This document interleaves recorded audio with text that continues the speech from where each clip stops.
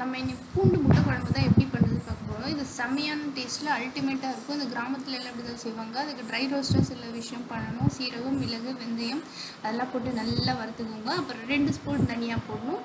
4 வரமிளகா. உங்களுக்கு காரத்தூக்கலாக வேணும், இன்னைக்கு கொஞ்சம் 2 எக்ஸ்ட்ரா கூட போட்டுக்கலாம். நல்லா மணம் வர வரைக்கும் அது வறுத்து ஒரு ஜாரில் எடுத்து தனியாக வச்சுக்கோங்க. அதுதான் நம்ம மசாலாவுக்கு யூஸ் பண்ண போகிறோம்.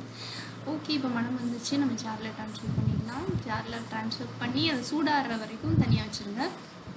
மீன்வெயில் நம்ம என்ன பண்ணுறோம்னா 2 குழிக்கரண்டி எண்ணெய் தான் இதுக்கு தேவைப்படும். ஃபஸ்ட்டு 1 குழிக்கரண்டி எண்ணெய் போட்டுட்டு அது சூடானதும் கொஞ்சம் வெந்தயம் போட்டுக்கிறேன். அப்புறம் அது கொஞ்சம் பொரிய வச்சுட்டு கடுகு, உளுந்து, கருவேப்பிலை அந்த தாளிப்பு ஐட்டம்ஸ்லாம் போட்டு கொஞ்சம் மணம் வர வரைக்கும்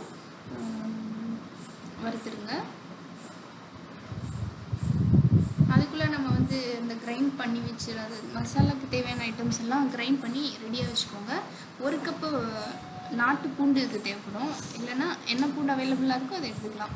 நல்லா ஃபஸ்ட்டு பூண்டு நிறம் மாற வரைக்கும் வறுத்துக்கோங்க. அதுக்கப்புறம் அரிஞ்சு வச்சுருக்க சின்ன வெங்காயம் வச்சுருக்கேன்னா அது ரொம்ப நல்லாயிருக்கும் டேஸ்ட்டு, அதையும் போட்டுக்கிறேன். ஒரு 2 கப்பு தக்காளி தேவைப்படும். எல்லாத்தையும் போட்டு நல்லா வதக்கிக்கோங்க. மீடியம் ஃப்ளேமில் வச்சுக்கோங்க, அதுதான் ரொம்ப முக்கியம். மஞ்சத்தூள் அப்புறம் கொஞ்சம் சால்ட்டு வதக்கிக்கோங்க. Medium flame, that's very important.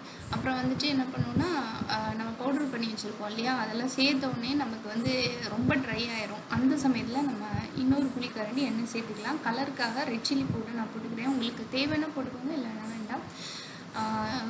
அதுக்கப்புறம் என்ன பண்ணோம்னா கொஞ்சம் மீடியம் ஃப்ளேமில் வச்சு அப்படியே வதக்கிக்கிட்டே இருக்கணும்.